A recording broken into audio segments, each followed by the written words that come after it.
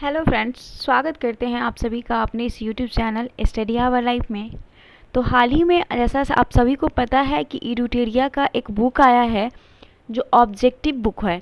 इसमें टोटल 5000 प्रश्न जो हैं वो दिए हुए हैं, यानी टोटल 100 प्रैक्टिस सेट हैं। और 100 प्रैक्टिस सेट में आपको जो देखने को मिलेगा वो उसमें जो होगा 50-50 प्रश्न करके 100 प्रैक्टिस सेट आपको मिलेंगे। टोटल 5000 प्लस जो है ऑब्जेक्टिव प्रश्न इसमें दिए हुए हैं। इस बुक की सबसे खास बात यह है कि सबसे पहले तो ये आपका एनसीईआरटी पर आधारित ये बुक है जो आपके सभी एग्ज़ाम के लिए काफ़ी इम्पोर्टेंट है। जैसा कि आप देख सकते हैं, ऑल स्टेट पीसीएस के लिए है, बीएसएससी के लिए, बीपीएससी हो या फिर एसएससी हो, फिर रेलवे हो, सीडीएस हो, यानी अन्य सभी प्रतियोगिता परीक्षा के लिए देखिए इसमें बताया गया है कि सभी प्रतियोगिता परीक्षा के लिए ये काफ़ी इम्पोर्टेंट है। ठीक है। और इस बुक की सबसे और अच्छी जो बात है वो हम सबसे पहले आपको बता दें। देखिए, जैसा कि ऑब्जेक्टिव है, ऑब्जेक्टिव का जैसे ही हम आंसर करेंगे उसमें कुछ वन लाइनर भी आपको देखने को मिल जाएगा। ये साइड में आप देख सकते हैं, यहाँ पे स्मरणीय तथ्य यानी जो इम्पोर्टेंट है उसको सर ने यहाँ पे बहुत अच्छे से मेंशन किया है और इसको लाइन वाइज करके। तो आज से हम इसी प्रैक्टिस सेट को स्टार्ट करेंगे और 1 प्रैक्टिस सेट हम डेली लगाएंगे। साथ में आपको हम पीडीएफ भी प्रोवाइड करेंगे और वीडियो के माध्यम से आप लोगों को इसका फुल वीडियो डिस्कशन भी देंगे। तो चलिए फ्रेंड्स, आज हम स्टार्ट करते हैं। और जिन लोगों को इसका पीडीएफ चाहिए हमारे टेलीग्राम चैनल से जुड़ जाएं, जिसका लिंक हमारे डिस्क्रिप्शन में आप लोगों को मिल जाएगा। तो चलिए आज से हम एक एक प्रैक्टिस सेट को देखते हैं और उम्मीद करते हैं कि आप सभी को हमारा वीडियो पसंद आएगा। अगर पसंद आएगा तो एक लाइक जरूर कर दीजिएगा। कोई त्रुटि होगी तो उसके लिए हम आपसे क्षमा चाहते हैं। चलिए फ्रेंड्स, स्टार्ट करते हैं। देखिए, सबसे पहला प्रश्न आपका क्या है? भारत के साथ व्यापार करने का चार्टर महारानी एलिजाबेथ द्वारा कब दिया गया था? यानी कि भारत के साथ जो व्यापार करने का चार्टर महारानी एलिजाबेथ द्वारा कब दिया गया था? तो इस प्रश्न का आंसर हो जाएगा आपका ऑप्शन नंबर बी, 31 दिसंबर 1600 को। 31 दिसंबर 1600 को भारत के साथ व्यापार करने का चार्टर महारानी एलिजाबेथ के द्वारा दिया गया था, 31 दिसंबर 1600 को। अगला प्रश्न है आपका, भारतीय राष्ट्रीय आंदोलन के प्रारंभ से ही उग्र राष्ट्रवादियों का भी वर्ग था। निम्नलिखित में से कौन शामिल नहीं है? ऑप्शन नंबर 1 दिया है बाल गंगाधर तिलक, दूसरा है लाला लाजपत राय, ऑप्शन सी में आपके हैं गोविंद रनाडे और ऑप्शन 4 बिपिन चंद्र पाल। प्रश्न को फिर से देखिए, भारतीय राष्ट्रीय आंदोलन के प्रारंभ से ही उग्र, देखिए इस वर्ड को पकड़िए, उग्र राष्ट्रवादियों का भी वर्ग था। निम्न में से कौन शामिल नहीं थे? तो उग्र में सबसे पहले इस प्रश्न का जो आंसर हो जाएगा वो हो जाएगा option number C, Govind Ranade. ये इसमें शामिल नहीं थे। बाकी ये सभी जो थे बिल्कुल उग्र विचारधारा के थे। ठीक है। अगला प्रश्न देखिए, 1916 में कांग्रेस और मुस्लिम लीग के बीच लखनऊ समझौता हुआ था। सबसे पहला बात यहाँ से आपका एक प्रश्न बन जाता है, कांग्रेस और मुस्लिम लीग के बीच लखनऊ समझौता कब हुआ था? 1916 में। चलिए अगला प्रश्न देखते हैं। 1916 में कांग्रेस और मुस्लिम लीग के बीच लखनऊ समझौता हुआ, उसके कौन से परिणाम के बाद घातक सिद्ध हुए? तो उस प्रश्न का आंसर हो जाएगा ऑप्शन नंबर सी, कांग्रेस के द्वारा मुसलमानों के प्रति संतुष्टिकरण की नीति का आरंभ। जब 1916 में कांग्रेस और मुस्लिम लीग के बीच लखनऊ समझौता हुआ था तो उसमें जो परिणाम बाद में घातक सिद्ध हुआ था वो परिणाम ये था कि कांग्रेस के द्वारा मुसलमानों के प्रति संतुष्टिकरण का नीति का आरंभ। अगला प्रश्न नंबर 4 देखिए, व्यक्तिगत सत्याग्रह किस गवर्नर जनरल के काल में हुआ था? व्यक्तिगत सत्याग्रह जो है ये जो किस गवर्नर जनरल के काल में हुआ था? तो इस प्रश्न का आंसर हो जाएगा ऑप्शन नंबर सी, लॉर्ड लिनलिथिंगो। व्यक्तिगत सत्याग्रह जो है वो लॉर्ड लिनलिथिंगो के शासनकाल में हुआ था और ये भारत का गवर्नर जनरल था, बंगाल का गवर्नर जनरल था।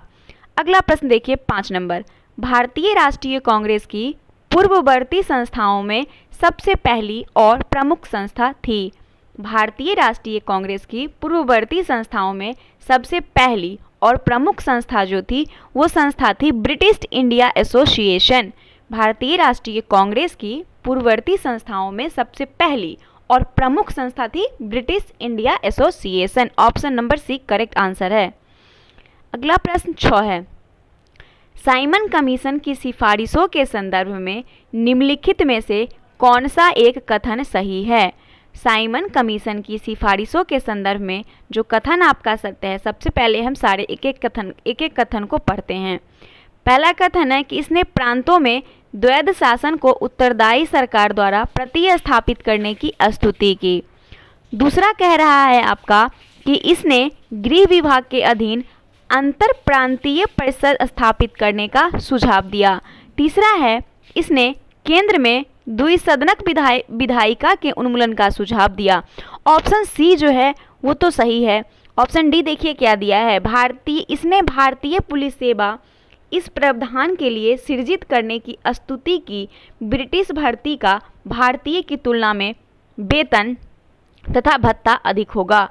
तो आपसे कहा जा रहा है कि कौन सा कथन सत्य है साइमन कमीशन की सिफारिश के संदर्भ में। तो साइमन कमीशन की सिफारिश में जो आपका केवल कथन सत्य है वो ऑप्शन सी, इसने केंद्र में द्विसदन विधायिका के उन्मूलन का सुझाव दिया था। अगला प्रश्न देखिए 7 नंबर। फ्रेंड्स, अगर वीडियो पसंद आ रहा होगा तो लाइक जरूर कर दीजिएगा। दादा भाई नेरोजी ब्रिटिश हाउस ऑफ कॉमन्स के लिए चुने जाने वाले पहले भारतीय थे। दादा भाई नेरोजी जो थे ब्रिटिश हाउस ऑफ कॉमन्स के लिए चुने जाने वाले कौन थे? पहले भारतीय थे। उन्होंने किस पार्टी के टिकट पर चुनाव जीता था? तो उन्होंने जिस पार्टी के टिकट पर चुनाव जीता था वो लिबरल पार्टी था। दादा भाई नेरोजी जो ब्रिटिश हाउस ऑफ कॉमन्स के लिए चुने गए पहले भारतीय थे, उन्होंने लिबरल पार्टी के टिकट पर चुनाव जीता था। अगला प्रश्न 8 देखिए। भारत पर हुनों का प्रथम आक्रमण किस शासक के समय हुआ था? तो भारत पर हुनों का आक्रमण जो हुआ था ये हुआ था आपका ऑप्शन नंबर सी, स्कंदगुप्त के शासक के समय। भारत पर हुनों का प्रथम आक्रमण स्कंदगुप्त के समय हुआ था। प्रश्न नंबर 9 देखते हैं। ऐहोल अभिलेख किस शासक से संबंधित है? ऐहोल अभिलेख जो है इसका संबंध जो हो जाएगा पुलकेशिन द्वितीय से संबंधित है ऐहोल अभिलेख। अगला प्रश्न देखिए। सत्यमेव जयते किस उपनिषद में संग्रहित है? तो सत्यमेव जयते सभी को पता है मुंडको उपनिषद से लिया गया है और हमारा ये राष्ट्रीय वाक्य है। अगला प्रश्न देखिए 11 नंबर।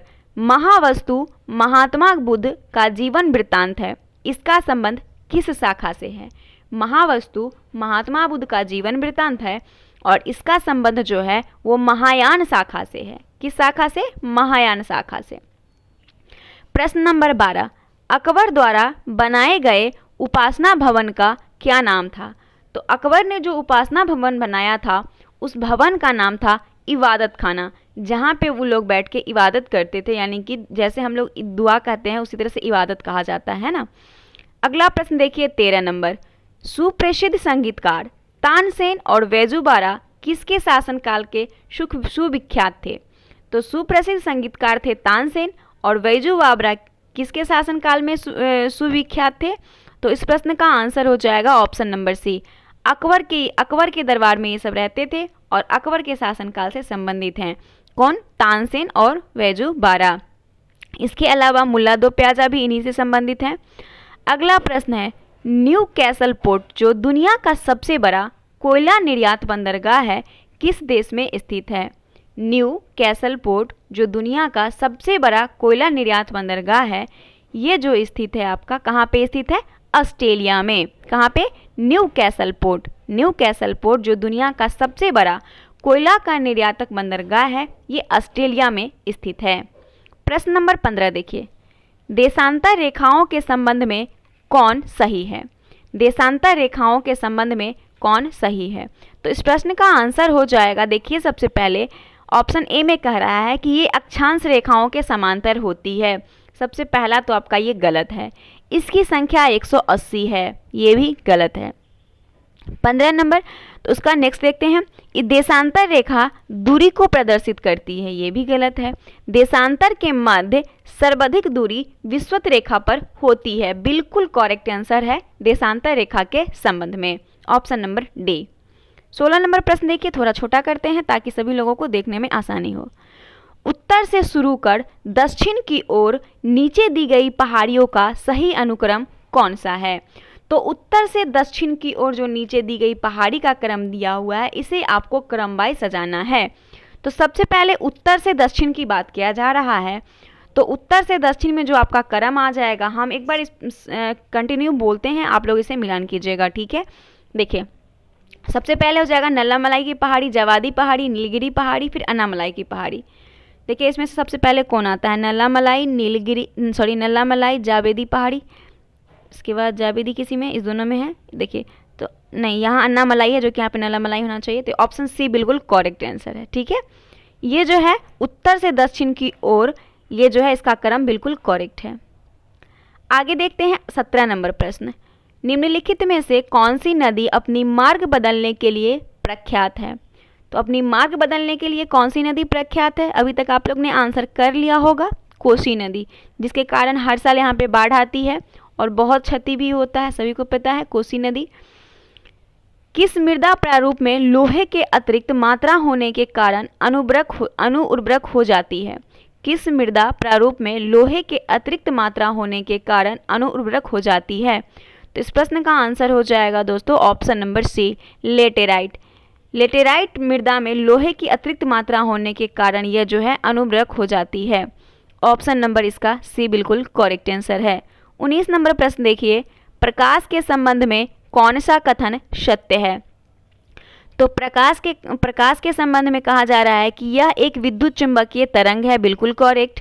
यह एक कण प्रकृति की है, बिल्कुल सही है। यह ऊर्जा का एक रूप है, उपयुक्त में से सभी, ये जो है आपका बिल्कुल करेक्ट आंसर है, ऑप्शन नंबर डी। अब आते हैं 20 नंबर। बायोगैस संयंत्र निम्नलिखित में से कौन सी प्रक्रिया होती है? बायोगैस संयंत्र में कौन सी प्रक्रिया होती है? तो बायोगैस संयंत्र में जो है वो किण्वन की प्रक्रिया होती है। कौन सी प्रक्रिया बायोगैस में? किण्वन की प्रक्रिया होती है। किस वर्ग में ऊपर से नीचे की ओर आने पर परमाणु के आकार जो है वो क्या होते हैं? मतलब कह रहा है कि एक वर्ग में ऊपर से नीचे की ओर जाने पर परमाणु के आकार जो है क्या होता है? तो इस प्रश्न का आंसर हो जाएगा बढ़ता है। एक वर्ग में जब ऊपर से नीचे जाएंगे तो परमाणु का आकार क्या हो जाता है? बढ़ता जाता है। 22 नंबर देखिए, वायुमंडल में प्रकाश की विसरण का कारण है। तो वायुमंडल में प्रकाश की विसरण का जो कारक है वो है धूलकण। वायुमंडल में प्रकाश की विसरण का कारण धूलकण है। 23 नंबर है, किसी भी यौगिक का ऑक्सीकरण संख्या क्या होता है? तो किसी भी यौगिक का जो ऑक्सीकरण संख्या होता है वो होता है 0। कितना होता है? 0। किसी यौगिक का ऑक्सीकरण संख्या क्या होता है? 0 होता है। 24 नंबर प्रश्न देखिए, सर्प विषरोधी सुई किस तत्व का एक यौगिक है? जो जब सांप काटता है तो उसमें जो इंजेक्शन दिया जाता है विषरोधी, उसमें जो होती है कौन सी तत्व का एक यौगिक है? तो इस प्रश्न का आंसर हो जाएगा स्वर्ण यौगिक। सर्प विषरोधी सुई में स्वर्ण यौगिक तत्व का एक यौगिक है। ऑप्शन नंबर ए बिल्कुल करेक्ट है। 25 नंबर देखिए, दाब का विमीय सूत्र। दाब का विमीय सूत्र क्या हो जाएगा? Option number B, ml1 T-2, ये जो है दाब का विमीय सूत्र है। जैव सेल क्या है? तो जैव सेल जो है यह एक कोयला है। जैव सेल क्या है? यह एक कोयला है। 27 नंबर प्रश्न देखिए, यादाश्त का संबंध मस्तिष्क के निम्न में से किस भाग से है? तो यादाश्त का संबंध मस्तिष्क के जो भाग से है वो कौन सा भाग होगा? तो इस प्रश्न का आंसर हो जाएगा option number D, cerebrum. Hypothalamus क्या करता है? बॉडी के टेम्परेचर को मेंटेन करता है। अगला है, एक जीवाश्म पक्षी का नाम बताइए जो पक्षी की तरह दिखता है लेकिन सरीसृप के जैसे अन्य विशेषताएं होती है। मतलब एक ऐसा जीवाश्म पक्षी का नाम आपको बताना है जो पक्षी की तरह दिखता तो है लेकिन वो सरीसृप की जैसी उसमें विशेषताएं होती है। तो इस प्रश्न का आंसर है आपका आर्कियोटेरिप्स। ये जो है दिखती तो पक्षी की तरह है लेकिन इसमें जो गुण होते हैं वो सरीसृप के जैसे होते हैं, आर्कियोरेक्टिक्स। मानव शरीर में सर्वाधिक मात्रा में पाए जाने वाला तत्व कौन सा है? तो मानव के शरीर में जो सबसे ज़्यादा मात्रा में पाया जाता है वो तत्व हो जाएगा आपका ऑप्शन नंबर बी, O2। अगला प्रश्न है, परिपथ के किन्हीं दो बिंदुओं के बीच विभवांतर मापने के लिए किसका प्रयोग किया जाता है? तो परिपथ के किन्हीं दो बिंदुओं के बीच विभवांतर मापने के लिए जिसका प्रयोग किया जाता है वो है वोल्ट मीटर। किसका प्रयोग किया जाता है? वोल्ट मीटर का प्रयोग किया जाता है। आगे देखते हैं, आपातकाल के दौरान मौलिक अधिकारों का निलंबन कौन कर सकता है? जब आपातकाल लगती है उस समय मौलिक अधिकारों का निलंबन जो है वो होगा भारत के राष्ट्रपति के द्वारा। किसके द्वारा? भारत के राष्ट्रपति के द्वारा। और वर्तमान में द्रौपदी मुर्मू प्रथम जनजातीय समूह की महिला जो है राष्ट्रपति बनी है। कौन? द्रौपदी मुर्मू। अगला प्रश्न है, प्राक्कलन समिति के सदस्यों का कार्यकाल कितने वर्ष का होता है? तो प्राक्कलन समिति के सदस्यों का कार्यकाल जो है ये आपका होता है option number B. Option number B इसका correct, sorry option number A इसका करेक्ट आंसर है, 1 वर्षों का होता है। अगला प्रश्न देखते हैं, निम्नलिखित में से किसके अनुमोदन से भारत की संचित निधि से पैसा निकाला जाता है? तो किसके अनुमोदन से भारत की संचित निधि से पैसा निकाला जाता है? तो इस प्रश्न का आंसर हो जाएगा ऑप्शन नंबर डी, भारत की संसद के अनुमोदन से इसमें से पैसा निकाला जाता है।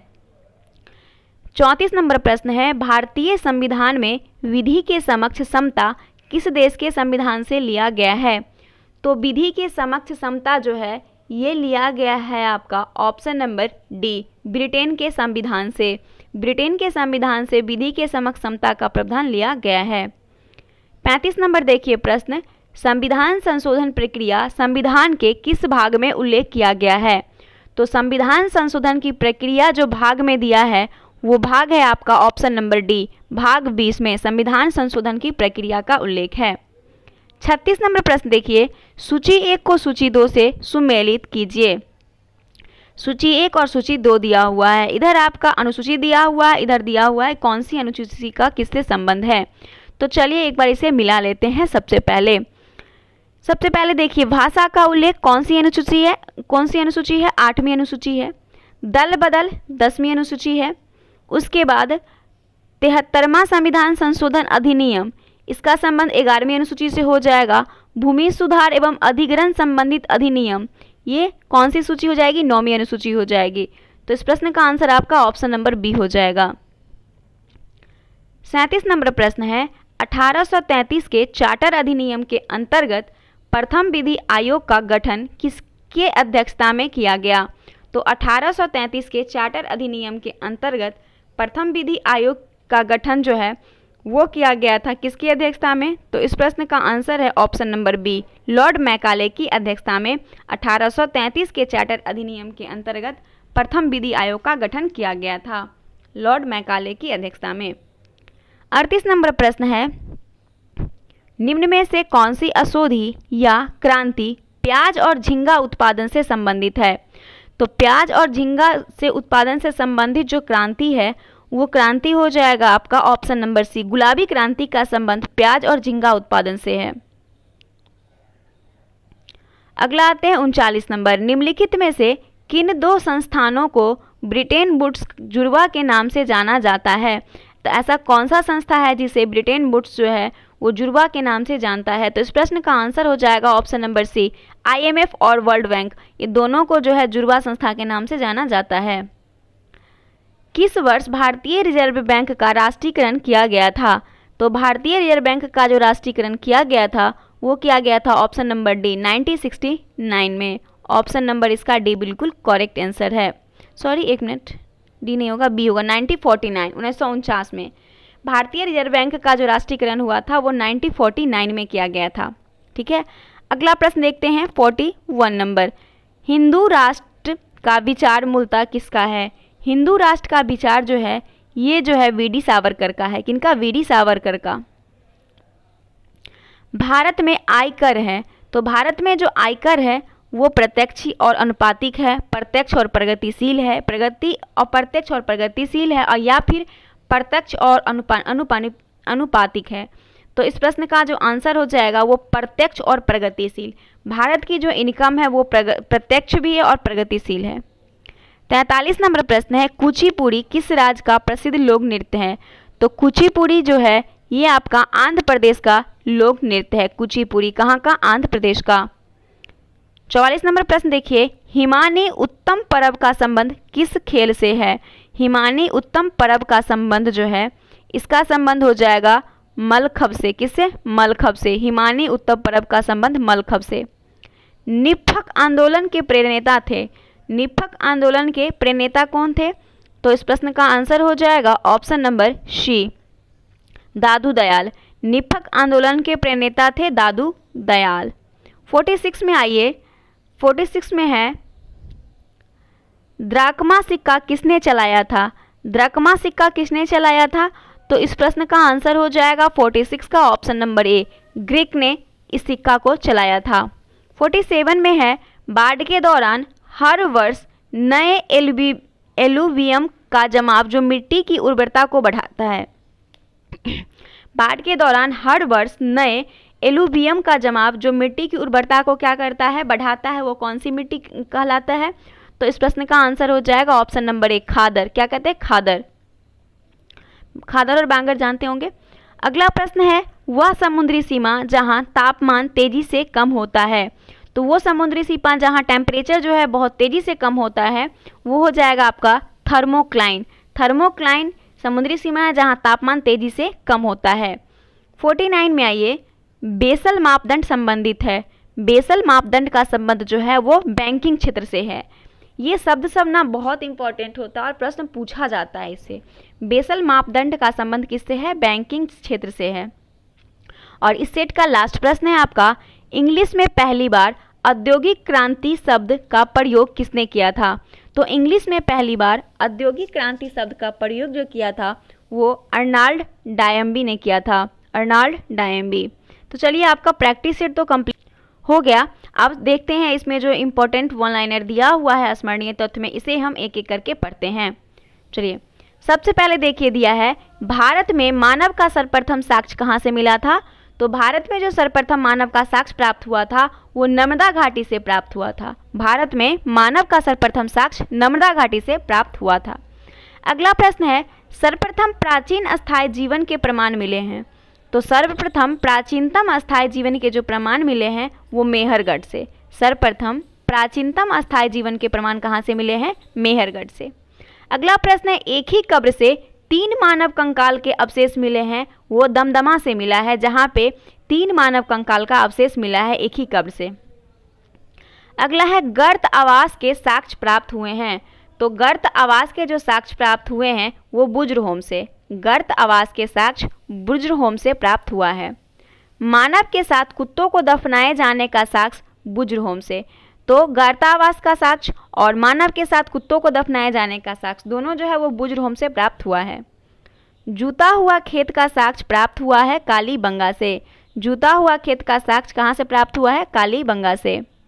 अग्निकुंड का साक्ष्य कालीबंगन एवं लोथल से प्राप्त हुआ है। अग्निकुंड का साक्ष्य। युग समाधि का प्रमाण प्राप्त हुआ है कालीबंगन एवं लोथल से। युग समाधियों का प्रमाण कहाँ से प्राप्त हुआ है? कालीबंगन और लोथल से। नक्काशीदार ईंटों का प्रयोग का साक्ष्य प्राप्त हुआ है कालीबंगन से। नक्काशीदार ईंटों का। अगला है, नर्तकी की कांस्य मूर्ति का साक्ष्य मोहनजोदड़ो से प्राप्त हुआ है। और नटराज की मूर्ति कहाँ से मिला आप लोग बताएंगे? ठीक है। अगला देखिए, शवों को दफनाने की प्रथा का प्रचलन हड़प्पा में था। शवों को दफनाने का प्रचलन कहाँ पे? हड़प्पा में। शवों को जलाने की प्रथा प्रचलित थी मोहनजोदड़ो में। शवों को जलाने की और दफनाने का कहाँ था? हड़प्पा में। 3 मुख वाले देवता की मूर्ति प्राप्त हुई है मोहनजोदड़ो से। 3 मुख वाले देवता की मूर्ति प्राप्त हुई है कहाँ से? मोहनजोदड़ो से। मिट्टी द्वारा निर्मित हल का साक्ष्य प्राप्त हुआ है बनमाली से। मिट्टी द्वारा निर्मित हल का साक्ष्य बनमाली से मिला है। उन्नत जल प्रबंधन का साक्ष्य प्राप्त हुआ है धौलावीरा से। उन्नत जल प्रबंधन का साक्ष्य कहाँ से? धौलावीरा से। शैलकृत स्थापत्य के प्राचीनतम प्रमाण प्राप्त हुए हैं धौलावीरा से। शैलकृत के। अगला है कि वैसा हड़प्पाकालीन स्थल जो 3 भागों में विभक्त था वो धौलावीरा है जो 3 भागों में विभक्त था। कृषि का प्रथम साक्ष्य प्राप्त हुआ है मेहरगढ़ से। और चावल का अगर पूछे तो कोल्डेवा से। कृषि का प्रथम साक्ष्य मेहरगढ़ से मिला है, लेकिन चावल का प्राचीनतम साक्ष्य कोल्डेवा से मिला है। आग का आविष्कार पूरा पाषाण काल में हुआ था। आग का आविष्कार पूरा पाषाण काल में। पहिए का आविष्कार नव पाषाण काल में। पहिए का आविष्कार कब हुआ था? नव पाषाण काल में। मानव द्वारा सर्वप्रथम प्रयुक्त अनाज कौन था? जौ या यब। जौ को ही यब के नाम से भी जाना जाता था उस टाइम। तो मानव के द्वारा सर्वप्रथम प्रयुक्त अनाज था जौ। मानव द्वारा सर्वप्रथम प्रयोग में लाया गया धातु कौन था? तांबा। मानव के द्वारा सर्वप्रथम प्रयोग में लाया गया धातु था तांबा। राष्ट्रीय मानव संग्रहालय कहाँ स्थित है? भोपाल में। राष्ट्रीय मानव संग्रहालय कहाँ स्थित है? भोपाल में। सिंधु सभ्यता के प्रमुख बंदरगाह थे लोथल एवं सुतकोंदा। सिंधु सभ्यता के प्रमुख बंदरगाह लोथल एवं सुतकोंदा। नेक्स्ट प्रश्न है कि हड़प्पा एवं मोहनजोदड़ो को संयुक्त यानी जुड़वा राजधानी किसने कहा था? पिग्गट ने। हड़प्पा एवं मोहनजोदड़ो को जुड़वा राजधानी कहा था पिग्गट ने। तो ये आपका प्रैक्टिस सेट 1 समाप्त होता है। दोस्तों कल देखेंगे प्रैक्टिस सेट नंबर 2 को। तो वीडियो अगर पसंद आए तो वीडियो को एक लाइक जरूर कर दीजिएगा। जो लोग चैनल पर नए हैं चैनल को सब्सक्राइब जरूर कर ले। तो चलिए मिलते हैं नेक्स्ट वीडियो के साथ, तब तक के लिए धन्यवाद।